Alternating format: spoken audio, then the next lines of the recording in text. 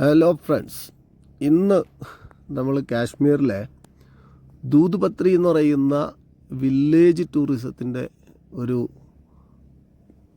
സ്ഥലം, അവിടേക്കാണ് നമ്മൾ പോകുന്നത്. ഇപ്പോൾ ദൂദ് പത്രിയിലേക്ക് പോകുന്ന വഴിയിൽ കാവയൊക്കെ കുടിക്കുന്നതിന് വേണ്ടി ഇവിടെ റോഡ് സൈഡിൽ ഒരു പ്രത്യേക രീതിയിൽ തന്നെ അവിടെ അറേഞ്ച് ചെയ്തിട്ടുണ്ട്. അവിടുത്തെ കുട്ടികളൊക്കെ അവിടെ ക്രിക്കറ്റ് കളിക്കുന്നു. ഒരു നല്ല ഒരു വില്ലേജാണ്. ഇപ്പോൾ ഇങ്ങനെ ഇത് പറയുമ്പോൾ വളരെ ഗ്രീനിഷ് ആയിട്ടുള്ള, ഇതിനിടയിലൊക്കെ അതിനുള്ളിലൂടെ കുറേ പശുക്കളൊക്കെ ആയിട്ട് ആളുകൾ പോകുന്നുണ്ട്. ഇപ്പോൾ ദൂദ് പത്രി എന്ന് പറയുമ്പോൾ തന്നെ അവിടെ ആ പേര് തന്നെ അന്വർത്ഥമാണ്. ഞങ്ങളിങ്ങനെ യാത്ര ചെയ്ത് ഏകദേശം അതിൻ്റെ ഒരു ടോപ്പ് പോയിന്റിലേക്ക് എത്തി. അവിടെ കുറേ ടൂറിസ്റ്റുകൾ വന്നു. ഷെഫേർഡുകളുടെ വീടുകളാണ് അവിടെ കാണുന്നത്.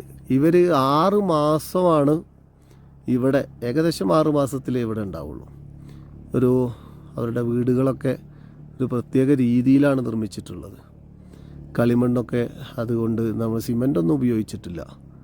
മരങ്ങളൊക്കെ വെച്ച് അതിന് മുകളിലൊക്കെ നല്ല, ഇത് പുറമേ നമ്മൾ നോക്കുമ്പോൾ അത് തീരെ ഉറപ്പില്ലാത്തതായിട്ടാണ് തോന്നുന്നത്. പക്ഷെ അത് ഭയങ്കര ഹാർഡാണത്. അത് അത്ര പെട്ടെന്നൊന്നും വലിയ മഴയോ മഞ്ഞ് വീഴ്ച, നല്ല മഞ്ഞ് വീഴ്ചയുള്ളൊരു സ്ഥലമാണത്.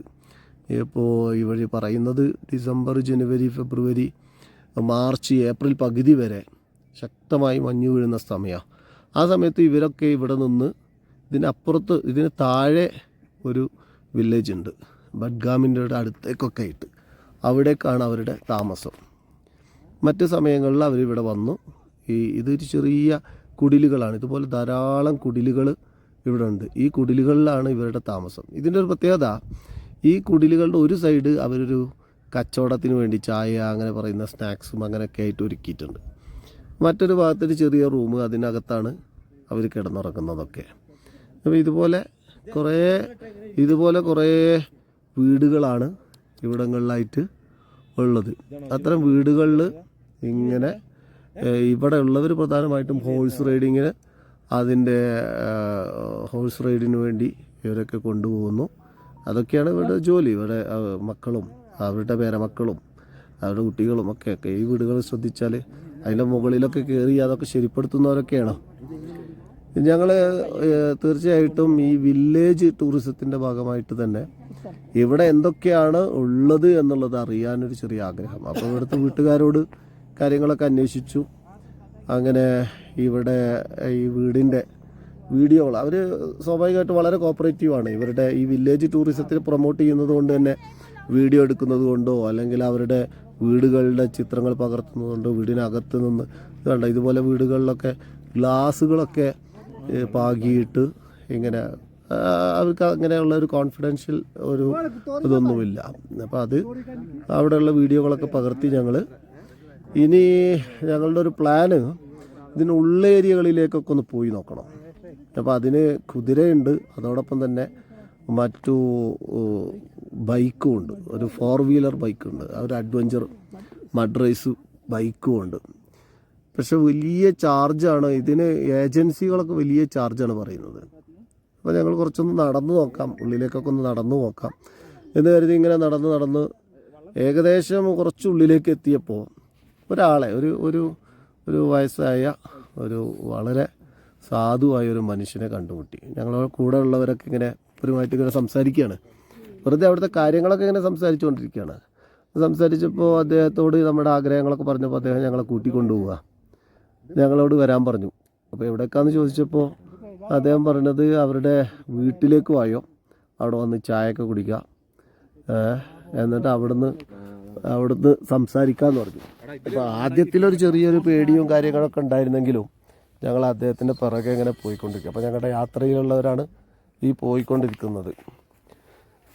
ഏകദേശം അദ്ദേഹത്തിൻ്റെ വീട്ടിലെത്തി. ഇതാണ് അദ്ദേഹത്തിൻ്റെ വീട്.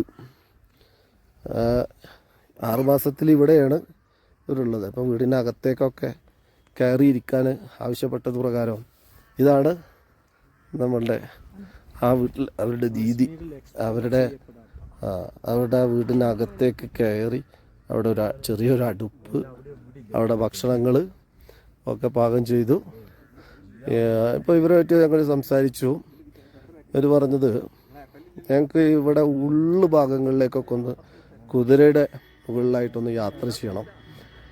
അപ്പോൾ അതിനുള്ള സംവിധാനങ്ങൾ ഒരു 7 കുതിരയെ സംഘടിപ്പിച്ച് വരാം. അങ്ങനെ ഒരു 2-3 മണിക്കൂർ യാത്ര ചെയ്ത് ഉള്ളിൽ നല്ല വാട്ടർഫാൾസൊക്കെ ഉണ്ട്. ഇദ്ദേഹം പറയുകയാണ് അവിടെയൊക്കെ പോയി കാണാം. അതുപോലെ തന്നെ ഫിലിം ഷൂട്ടിങ്ങൊക്കെ നടക്കുന്ന സ്ഥലങ്ങളുണ്ട് എന്നൊക്കെ പറഞ്ഞപ്പോൾ അദ്ദേഹം പോയി 7 കുതിരകളെ സംഘടിപ്പിച്ചു വന്നിരിക്കുകയാണ്. ആ വീടിന് മുന്നിൽ ഞങ്ങൾക്ക് യാത്ര ചെയ്യാനുള്ള 7 കുതിരകളാണ്. ഇനി ഇതുവഴി പോവുകയാണ് നമ്മൾ. അങ്ങനെ ഞങ്ങൾ ആ 7 കുതിരകളിൽ ഞങ്ങൾ 7 പേരടങ്ങുന്ന സംഘം ഓരോരുത്തരായിട്ട് റെഡിയാവുകയാണ്. അത് സാധാരണ നമ്മളുള്ള ഒരു ടെറയിലൊരു വ്യത്യാസമുണ്ട്. ഇതൊരു കുന്ന്, അതാ ഞങ്ങളിങ്ങനെ കയറി ഈ കുന്നൊക്കെ ഇങ്ങനെ കയറി പോകണം. ആകെയുള്ളൊരു ധൈര്യം നമ്മുടെ കൂടെ ഓരോ കുതിരയുടെ കൂടെയും ഓരോരുത്തരും ഉണ്ട് അതിനെ നിയന്ത്രിക്കാനായിട്ട്. ചെറിയ കുട്ടികളൊക്കെയാണ്. അവരുടെ അടുത്ത് ചോദിച്ചപ്പോൾ അവരൊക്കെ സ്കൂളിൽ പോകുന്നവരാണ്. ഇനിയിപ്പോൾ ഇന്ന് സെപ്റ്റംബർ 24 നാളെ ഇവിടെ ഇലക്ഷനാണ്. കാശ്മീരിലെ അസംബ്ലി ഇലക്ഷൻ ആയതുകൊണ്ട് സ്കൂൾ അവധിയായത് അവർ ഇതിലേക്ക് ഇറങ്ങി എന്നൊക്കെയാണ് പറയുന്നത്.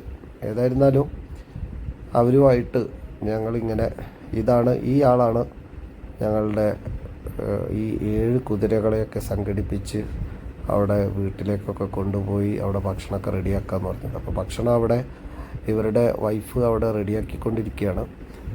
ഞങ്ങളിങ്ങനെ കുതിരകളുമായിട്ട് ഇങ്ങനെ കാട്ടിലൂടെ വന്ന് ഇവിടെ ഒരു വെള്ളച്ചാട്ടത്തിൻ്റെ അടുത്ത് എത്തിയിരിക്കുകയാണ്. ഇത് വളരെ മനോഹരമായിട്ടുള്ള ഒരു പൂർണ്ണമായിട്ടും ഈ വിഷ്വലിൽ പകർത്താൻ പറ്റുന്നില്ല. കാരണം ഇവിടുത്തെ തണുപ്പും ഇവിടെ ചെറിയ ചെറിയ കച്ചവടക്കാരൊക്കെ ഉണ്ട്. ചായ അങ്ങനെയുള്ള ലഘുഭക്ഷണങ്ങൾ, റൊട്ടി അങ്ങനെയൊക്കെ ഉണ്ടാക്കിയിട്ട് സഞ്ചാരികൾ ഇവിടേക്ക് കുതിരകൾ വഴിയും അതോടൊപ്പം ഒരു 4 വീലുള്ള ബൈക്ക് വഴിയൊക്കെ ആയിട്ട് ഇങ്ങോട്ട് വന്നു ചേരുന്നുണ്ട്. ഇപ്പോൾ 4 വീലുള്ള ബൈക്ക് വരുന്നതിൻ്റെ ഒരു റൂട്ടാണിത്. അപ്പോൾ കുതിരകൾ വഴി ഇങ്ങനെ ഓഫ് റോഡ് വഴിയായിട്ട് വരുന്നവരുണ്ട്. പക്ഷെ ഞങ്ങൾ വന്നത് കുറച്ചുകൂടി റിസ്കി ആയിട്ടുള്ള ഏരിയയിലൂടെയാണ്. ഇതുപോലെ റോഡ് വഴി വരുന്നവരുമുണ്ട്.